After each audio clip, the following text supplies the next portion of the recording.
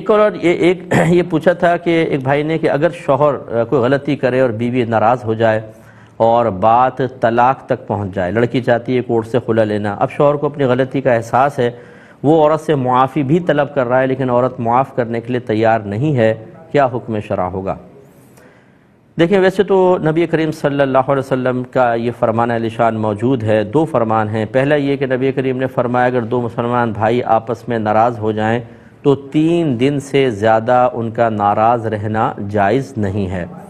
دوسری روایت میں ہے کہ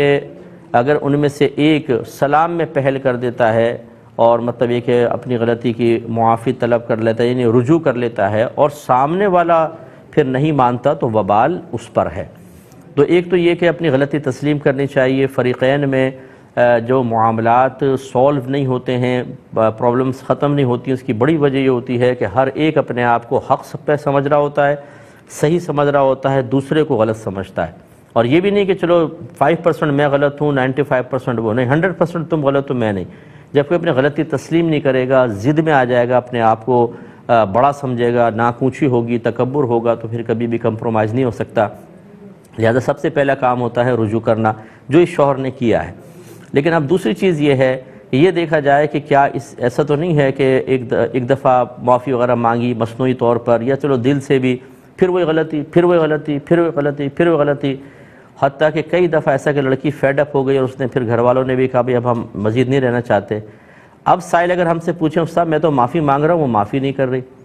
تو وہ یہ نہیں بتاتا کہ میں نے پچھلے زندگی میں کتنا اس کو تنگ کیا اور کتنا اس کو فیڈ اپ کر دیا اور کتنی دفعہ اپنی بات کو کہہ کر خود اپنی بات کو جھٹلایا ہے۔ تو اگر ایسی ہی صورتحال ہے اور اس کی بنیاد پر